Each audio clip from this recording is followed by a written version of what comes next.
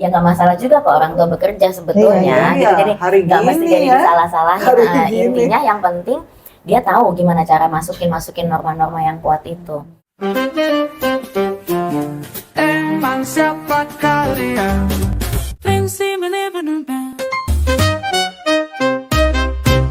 Di zaman yang kata orang, sekarang zamannya maju dari segi teknologi, science, fashion, tapi makin banyak yang bermasalah dengan kesehatan mental. Apa kabar BSS Friend? Kita ketemu lagi di episode spesial. Episode spesial kita, karena kita punya bintang tamu nih. Orang spesial, Dr. Kristiana Siahaan, spesialis kedokteran jiwa. Apa kabar? Baik. Thank you udah datang. Baik, makasih udah diajak. Thank you banget, Iya, thank you banget. Kebetulan Dokter Ana ini alma maternya sama kita ya. Semua. Dokter Anita dan SMP Tarekat Rawamangun. Kecuali dia SMP Iya. ini menghilang. Oke, kita mengulas garis besar tentang kesehatan mental. Sebenarnya tuh yang jadi topik sekarang, kenapa zaman sekarang gaungnya lebih terdengar? Gitu. Apa karena dulu emang belum ada internet, jadi kita nggak dengar, emang dulu juga orang kesehatan mentalnya juga rapuh, atau karena generasinya yang beda?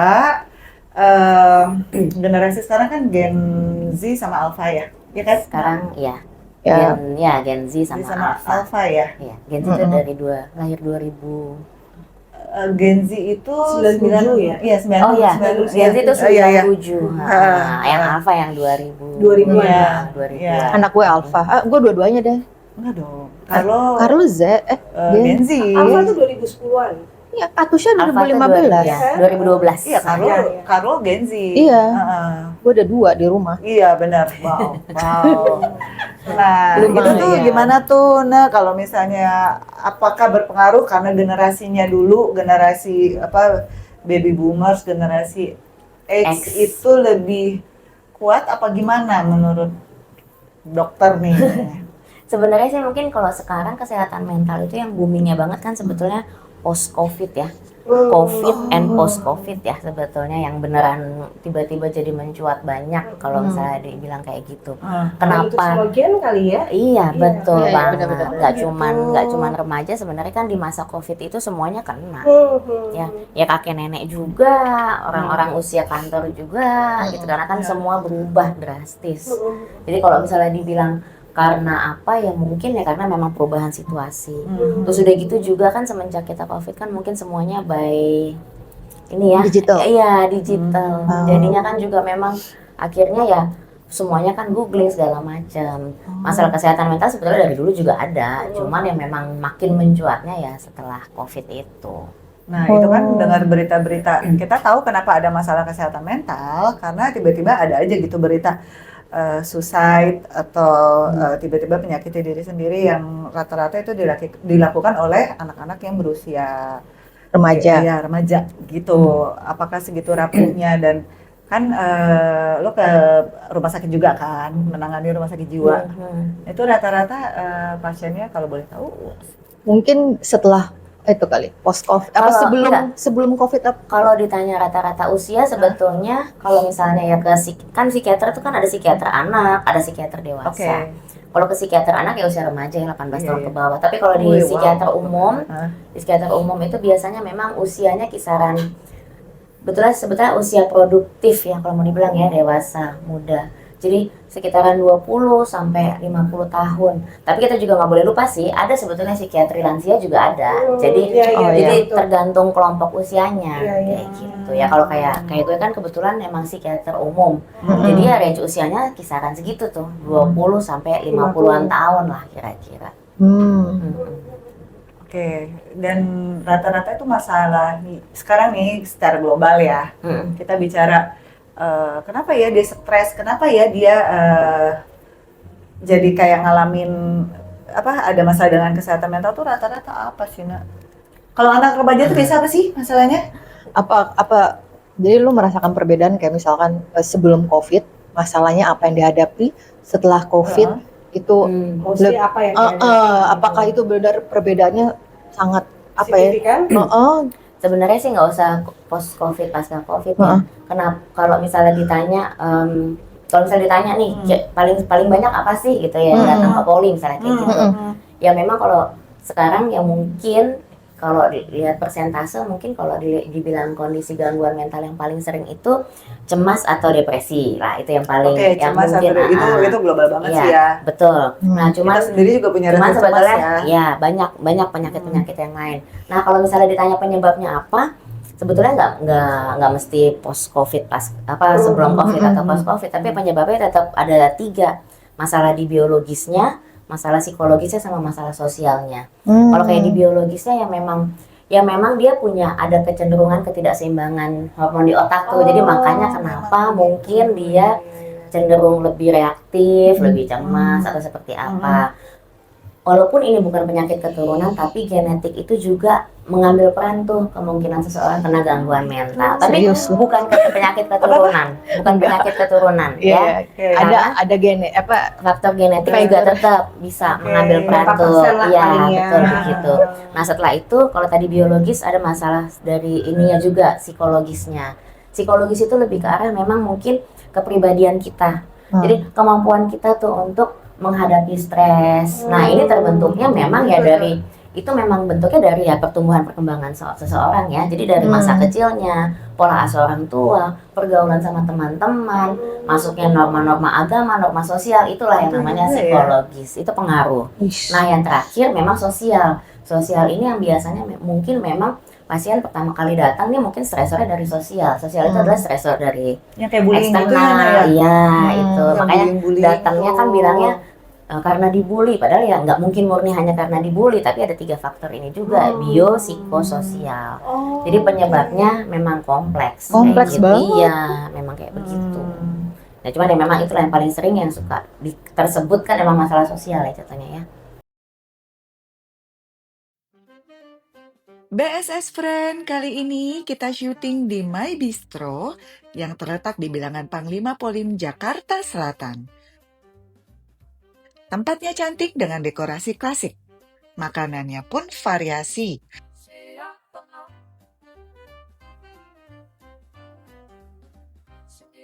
Dan aku mau mencoba signature coffee-nya yaitu Rembang Mujur. Langsung dari resep pemilik kafe hasil perpaduan dari 100% kopi Arabica dan kopi dari Jawa Tengah, di mana tempat pemilik kafe ini berasal.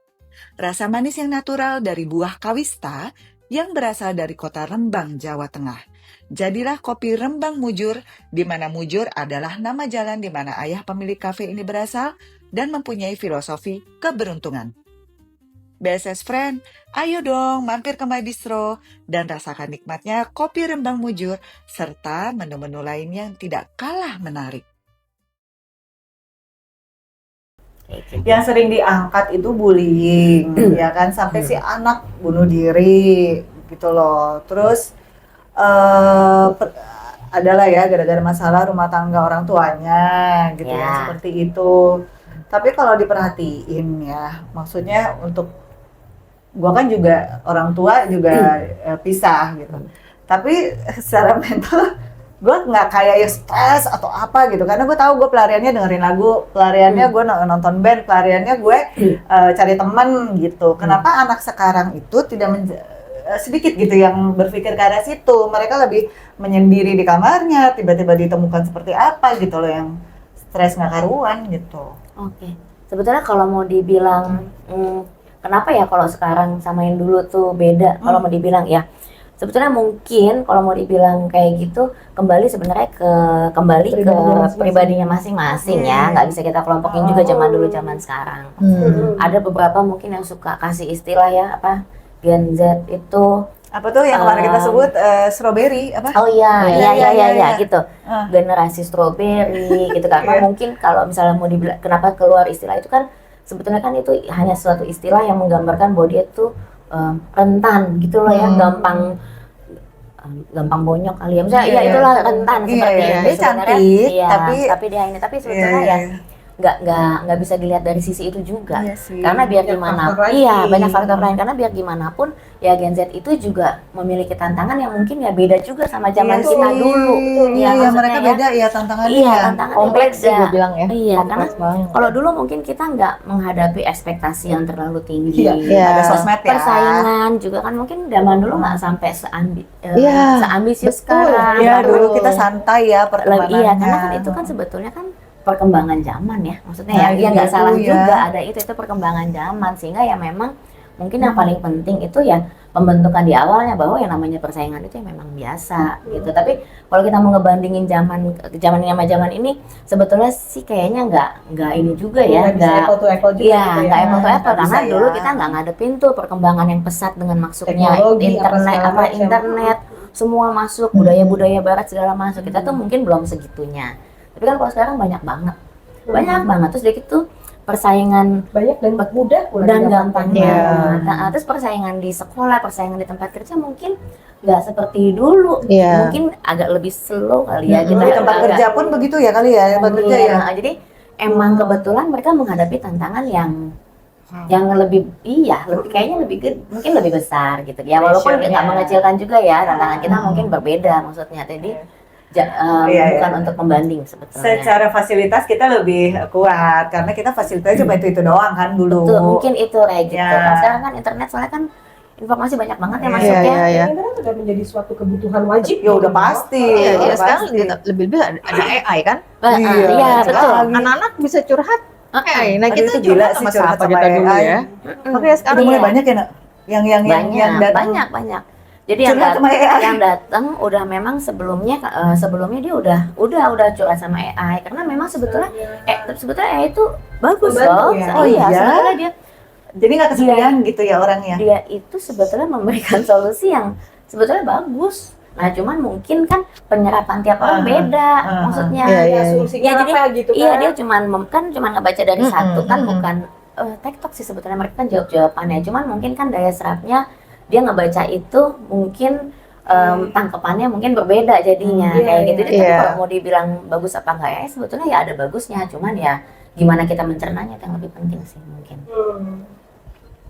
bener-bener Oke. kompleks ya. Iya, Jadi itu kayak emang bener-bener ya kita sebagai orang tua juga harus bener-bener Itu dia tuh. menjaga banget ya. Iya. Membangun kekuatan mental sama anak tuh gimana sih, Nak, sekarang nih apa biar anak kita nggak rapuh gitu, kayak kita aja gitu, tough gitu ya. Ya kembali kalau bandingin sih mungkin capek jadinya. Kalau dibanding-bandingin nggak akan kelar-kelar. Oke. Karena kan udah emang zamannya udah berubah. Tapi kalau ditanya sebetulnya gimana sih supaya bisa ya setidaknya dia jadi lebih kuat. Sebetulnya sih ya nggak apa-apa, biarin ikutin perkembangan zaman. Tapi yang nggak boleh lupanya itu ya memang ya pengawasan, tetap bimbingan kayak Iya. gitu. Terus udah gitu ya memang ya kalau kayaknya norma sih tetap penting ya. Iya, Maksudnya ya, itu tuh harus. Norma kayaknya dan agama. norma dan agama tuh ya Iya. tetap yang nomor satu lah ya. Maksudnya ya nggak Iya, apa-apa iya. terima masukan, tapi ya ada norma-norma yang kita pegang gitu Iya. loh, norma Fondasinya agama. masih kuat lah. Betul, Ya, betul sekali. bener Betul fondasi. sekali. Heeh. Karena kan zaman sekarang ada kecenderungan bahwa itu di nomor sekian gitu loh untuk Iya, fondasi betul. seperti Iya, itu. iya, betul.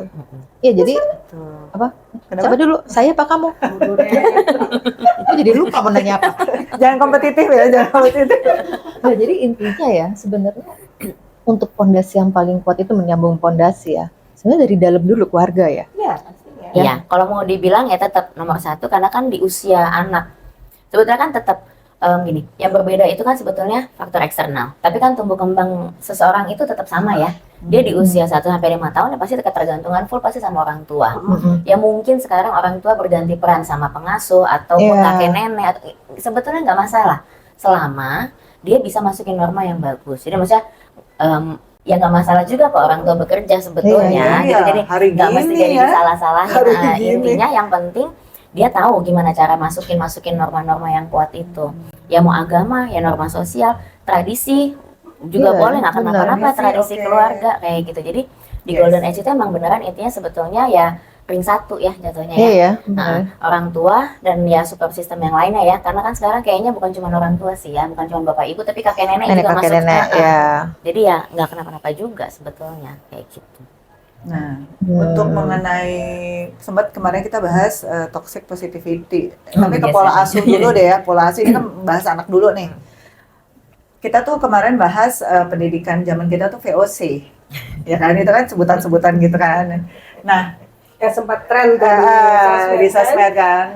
Kalau tiba-tiba ada anak diangkat gitu, di blow up, ini anak gini, aduh, soalnya nggak dapat pendidikan VOC sih, gitu. Kalau kita kan pendidikan VOC tuh, Maksudnya gimana? yang mulai gurunya, orang tuanya yang zaman kita dulu kalau ditarik. Sadis. Iya.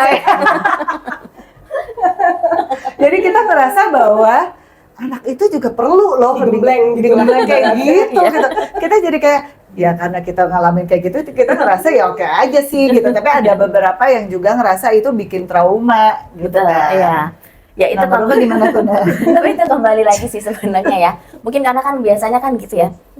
Satu berita di blow up, kemudian dibaca sama mungkin anak-anak yang usianya mungkin belum bisa mencerna dengan benar sehingga akhirnya semua perilaku dianggap sebagai suatu kekerasan. Kayak gitu.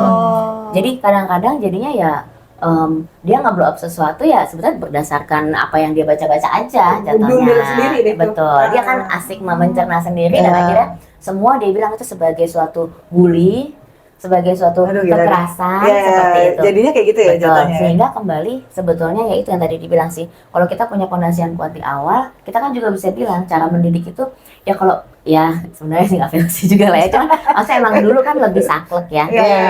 Iya. Apalagi dengan sekolah kayak gitu ya, Betul. sekolah tarakanita. Iya, Aduh. enggak. Kalau misalnya yang iya Nggak boleh dibikin ngejawab lagi, enggak, kan? iya, yang iya dibikin enggak, hajar gitu kan, Iya. namanya kayak gitu, Hajar. iya, hajar. Nah, Sendal melayang. betul. Sapu lidi, Cuci WC, bulu ayam, cuci WC. Iya. Nah, cuman sekarang kan memang itu seperti kembali kita bilang zamannya udah bergeser. Iya. Mereka tuh udah masuk ini yang lain. Nah, memang kalau kayak gitu sebagai orang tua emang mesti kreatif jadinya. Jadi bentuk hukuman itu kan nggak selalu melulu kekerasan ya. Iya, maksudnya ya. iya. Jadi sebetulnya makanya emang sebetulnya hidup tuh emang kita harus ikut perkembangan. Aduh. Nggak bisa kaku-kaku juga. Bukan Makanya kan main. suka Harus makanya mikir ya gitu ya. benar, iya. Ya iyalah harus mikir. Harus Mikir ya. selama hidup pasti mikir. Harus create something ya. Iya. Sini gunanya. Jadi bentuknya aja yang mungkin perlu dikreatifin. Kalau dia anggap yang kekerasan, How-to-nya ya. iya.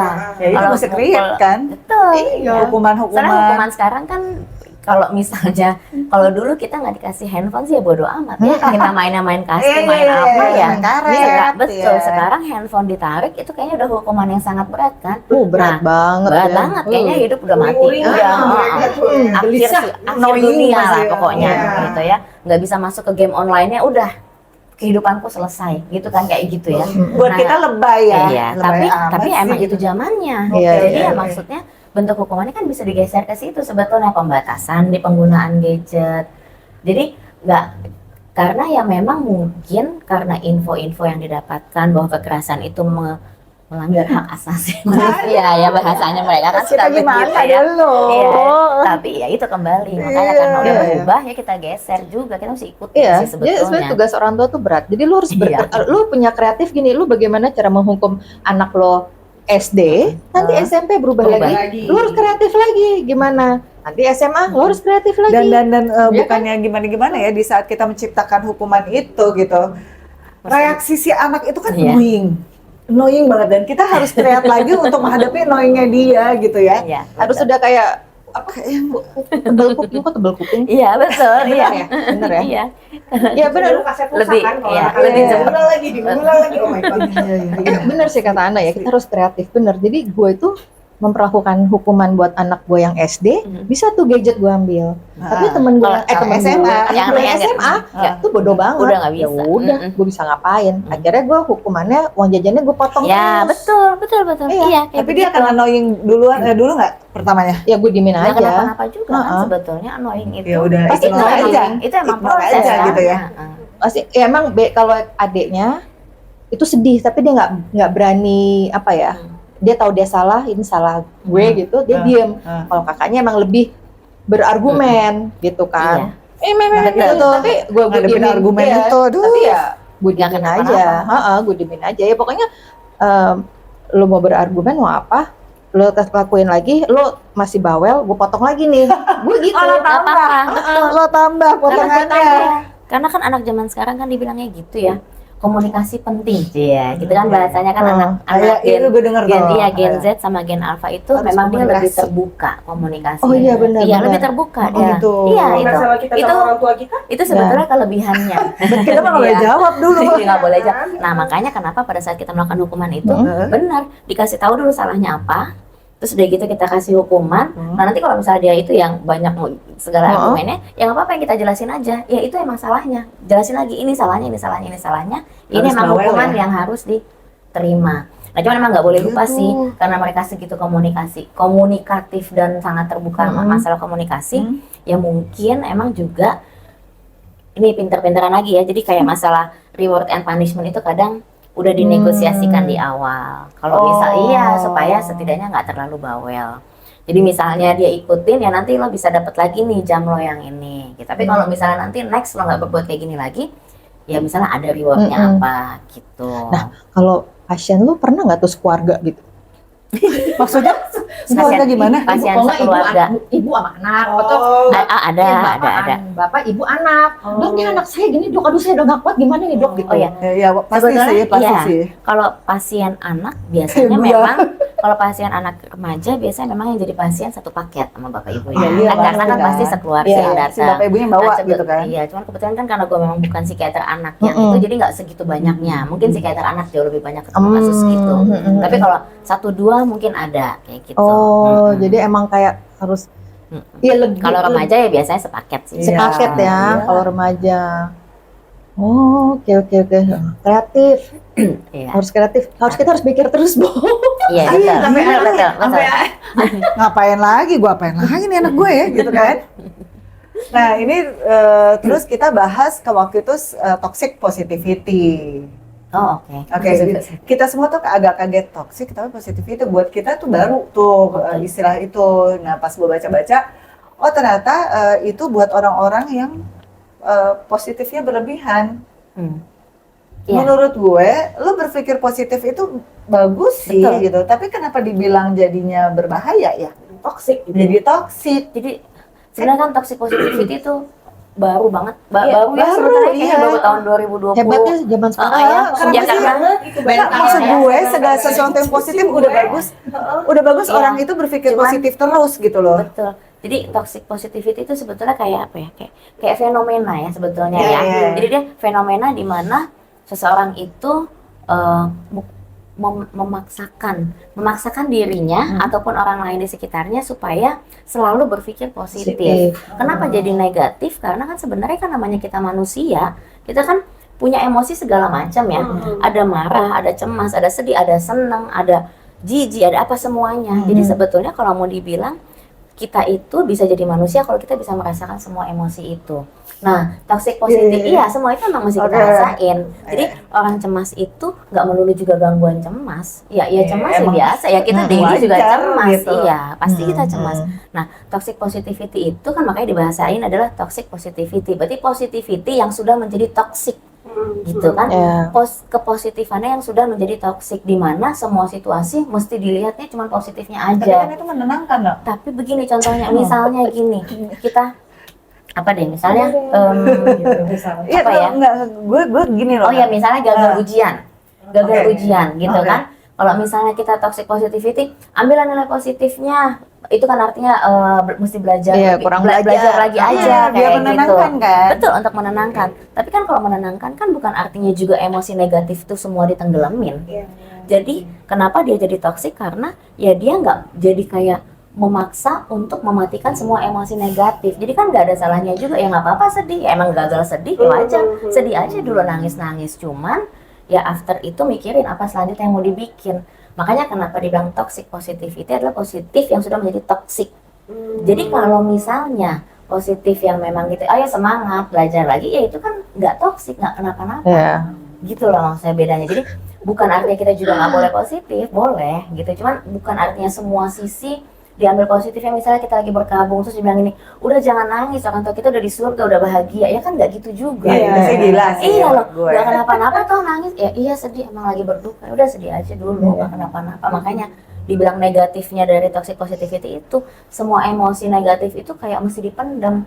Nah kalau dipendam itu kan kita manusia tuh sebenarnya kayak ember jatuhnya ya. Perasaan tuh semuanya semuanya masuklah ke ember itu. Kalau kita curhat, kalau kita apa, agaklah berkurang sedikit. Itu kan ibaratnya gitu, makanya makanya kenapa ember itu jangan sampai luber gitu kan. Kalau luber mungkin kita sudah mengalami gangguan.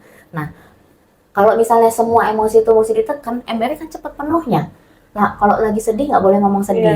Kalau lagi marah nggak boleh ngomong marah. Misalnya anak lo gitu kabur sama pacarnya ke puncak, masa ya kagak boleh marah? Masa dia bilang nggak apa-apa, itu belajar pendewasaan. Ya kan nggak gitu, iya kan nggak gitu juga kan. Jadi ya nggak kenapa-napa juga marah. Makanya dibilang toxic tuh positivity seperti itu. Nggak semuanya mesti di sisi positif. Benar, lihat sisi positif, tapi ada negatifnya juga. Tapi kalau misalnya buat ke diri sendiri nih, Nak, kalau gue ada kecenderungan misalnya nih, segala sesuatu gue ambilnya positif supaya gue nggak terlalu cepat breakdown, nggak terlalu cepat kecewa atau judgement orang. Jadi gue lebih nyaman buat gue untuk dilihat semuanya dari sisi positif supaya gue nggak kecewa. Oke, nggak kenapa-napa kan? Tapi misalnya, ya boleh nggak kenapa-napa. Tapi kalau misalnya ada orang yang menyakiti lo beneran, apakah memang tuh semuanya selalu dipositifkan? Kan Di ignore. Kalau gue lebih ke ignore dan iya, itu artinya kan bukan toxic positif. Ada tetap emosi negatif kan? Iya. Mengabaikan, ya lo lebih memilih flight mode. Ya udah kalau nggak suka pergi gitu. Nggak toxic kan itu? Iya, kalau itu sih masih normal kan, masih ngerasain. Iya. Gitu, masih ngerasain ada emosi negatif dan membiarkan emosi negatif itu diproses. Iya. Gitu. Kalau toxic positivity, ya enggak semuanya positif aja gitu, ya itu yang dibilang. Nah, itu bisa termasuk mental health juga ya? Kalau misalnya kayak gitu ya mungkin nggak selalu sampai seperti itu. Tapi kalau misalnya sampai menimbulkan gejala-gejala, nah baru deh. Nah, kalau misalkan kayak orang-orang yang kayak dia mengumbar gitu ya, kehidupan pribadinya semuanya diumbar. Apa itu gitu. minta perhatian apa gimana sih, Nak? Itu termasuk Kalau gue bilang minta perhatian sih. Tapi validasi. kita nggak, ya itu kan asumsi kita ya. Itu kan asumsi tapi kita ya. annoying loh kadang-kadang. Iya, tapi kan sebenarnya kan kalau kita kan bilang gini ya, kalau misalnya yang bisa kita kontrol kan cuma perilaku kita, pikiran kita sama perasaan kita doang ya. Iya. Kalau misalnya kita perilaku orang itu mengganggu kita, yang bisa kita lakukan kan sebetulnya ya kita cuma ya udah kita skip aja kalau emang keganggu kayak gitu kan. Nah, terus kalau misalnya kita udah sibuk mikirin kenapa sih dia begitu ya? Itu ganggu banget deh, gue gak suka deh, pengen dia stop. Itu kan artinya kita udah mulai mau ngontrol yang di luar kendali kita. Iya, betul. Nah, itu yang sebetulnya batasan supaya kita udah mulai, udah deh, kalau emang kita gak suka ya udah kita skip aja. Nah, tapi kalau tadi pertanyaan kenapa sih orang suka nge-blow up kayak gitu? Sebetulnya bisa macam-macam sih. Mungkin satu dari sisi kepribadiannya juga. Dia memang mungkin belum tentu dia mencari perhatian, tapi mungkin emang dia ya mungkin dia suka aja bercerita, kan bisa aja ya. Kadang ada kan suka yang mungkin berpikir, oke mungkin pengalaman dia bisa dijadiin pelajaran buat orang lain, kan bisa aja ada yang kayak gitu. Terus, tapi ya mungkin ada juga orang yang emang ya seeking for attention itu juga ada gitu maksudnya. Ada juga gitu. Cuman ya kembali sih intinya kita nggak bisa baca pikiran dia. Kalau misalnya dia sampai bikin kayak gitu ya, dan itu mungkin sampai mengganggu perilaku dia yang lainnya, ya mungkin dia butuh untuk berkonsultasi atau apa supaya tahu, karena belum tentu mengalami gangguan sih gitu. Karena kalau misalnya orang bercerita sama pengalamannya, gue masih ngerti. Tapi kalau orang marah-marah tanpa nulis nama gitu, maki-maki, orang marah sama siapa sih, ngetek juga iya, ada yang gitu, suka ada gitu kan ya. gitu. Tapi ya mungkin kalau kayak gitu sih mungkin itu dia menggunakan hal itu untuk melampiaskan emosi kan, mungkin aja ya. Cuman mungkin dia nggak tahu cara lain gitu loh, nggak punya cara lain. Dia milihnya ya udah kayak gitu. Bisa jadi kan. Tapi bukan berarti dia mental health. Belum tentu dia mengalami gangguan mental, belum tentu. Iya ya, cuma itu ya kayak netizen kan sekarang kan. Iya, dan kalau Netizen sekarang tuh loh, netizen Indonesia tuh terkenal suka Eksplosif ya. terus agresif banget.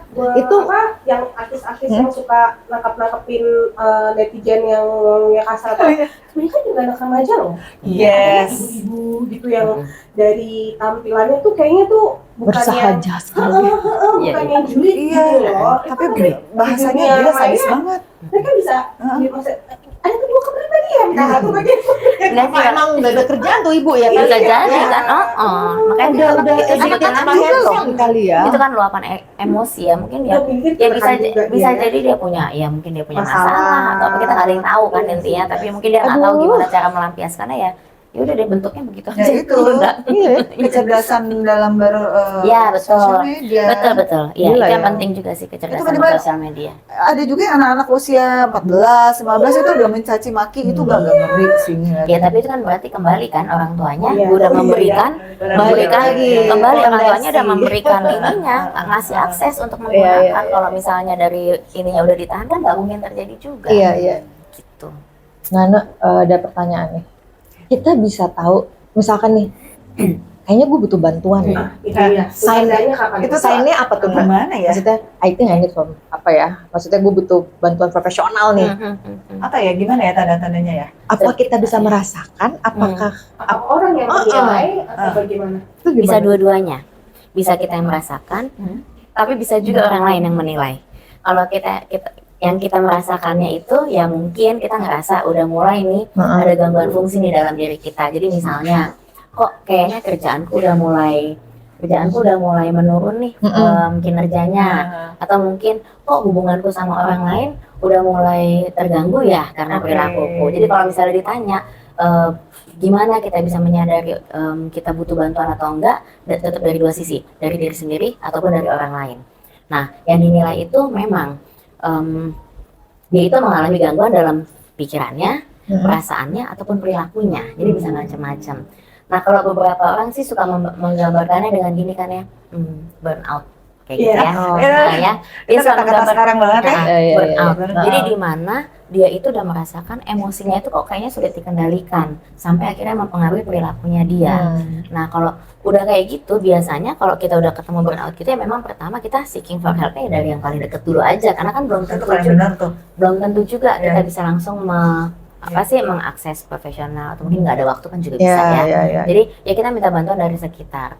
Bantuan dari sekitar itu juga belum tentu juga mesti dalam bentuk kita curhat terus dapat masukan, nggak begitu juga sih sebenarnya, sekedar didengarin Didengar, itu aja benar, itu juga benar. itu mungkin udah cukup membantu. Iya. Kayak gitu. Nah, sebetulnya kapan kita sudah mulai membutuhkan bantuan profesional itu di saat kita sudah mengalami nih gangguan fungsi dalam salah satu aspek kehidupan kita. Contohnya misalnya ya itu yang tadi kita bilang ya, jadi misalnya kita udah ngerasa nih relasi jelek, kerja kok makin menurun, terus kok emosiku cepat meluap-luap, nah itu boleh tuh mulai berpikir untuk konsultasi. Tapi maksudnya juga bukan berarti setiap kali meluap-luap tuh saatnya saya butuh, nggak begitu juga. Kalau misalnya nggak gitu juga. Kita setiap podcast gitu ya, jangan-jangan gue ya. Kalau meluap-luap, tapi itu setelah itu bisa dikelola, ya nggak apa-apa juga kan. Iya, selama kita masih bisa Masih ngatasin bisa, sendiri nggak iya. apa-apa ya. Terus udah gitu setelah curhat sama teman kok rasanya plong, ya udah nggak kenapa-napa juga gitu. Cuma kan ada beberapa orang yang ngerasa kalau gue curhat nanti dianggapnya lo lu gitu aja gitu kan. Nah kembali ya, kembali itu yang kita bilang, kita nggak bisa ngontrol orang lain. Iya. Jadi kalau kita curhat, orang mau dengerin, ya udah syukurlah, syukur alhamdulillah. Kalau misalnya orangnya nggak mau dengerin, ya kita nggak bisa maksa dia dengerin juga. Ya cari aja orang lain. Ya sebenarnya Iya. curhat sama orang yang benar-benar yang lo Yang kita bahas waktu itu yang kita kan. deket banget. Iyalah. Emang yang udah nyambung ya kan. Iya. Juga jangan sembarang curhat Betul, gitu. iya. Itu. Susah tidur ya.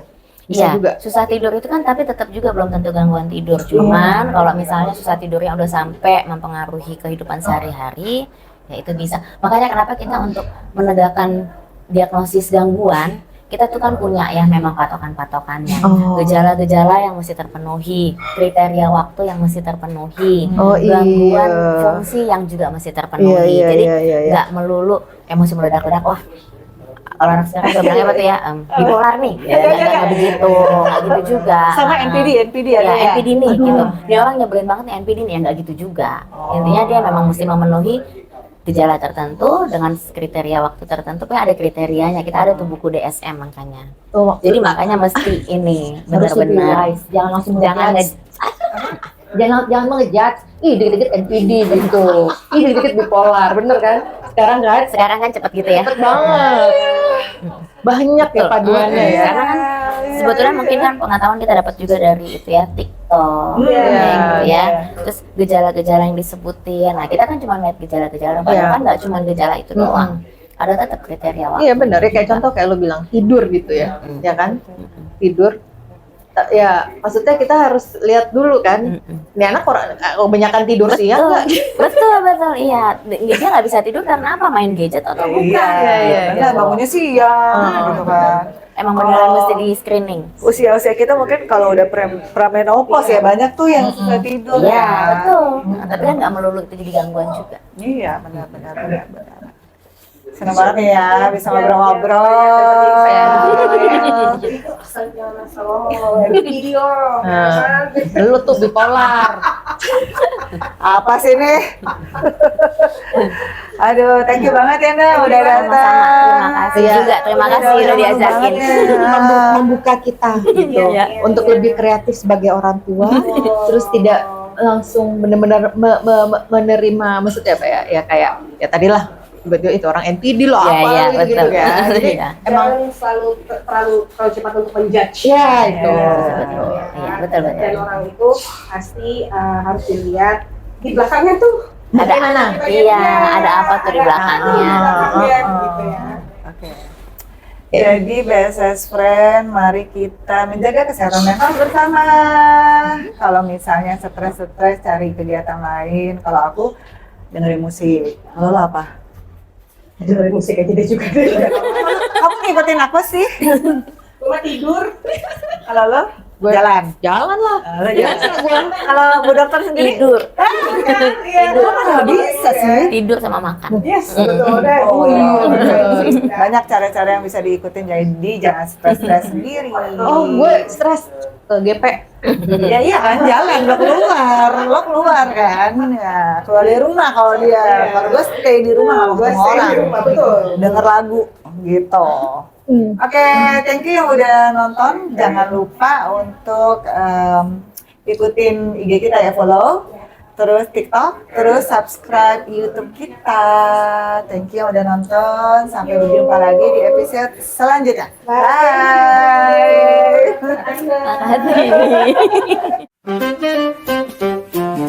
Emang siapa kalian?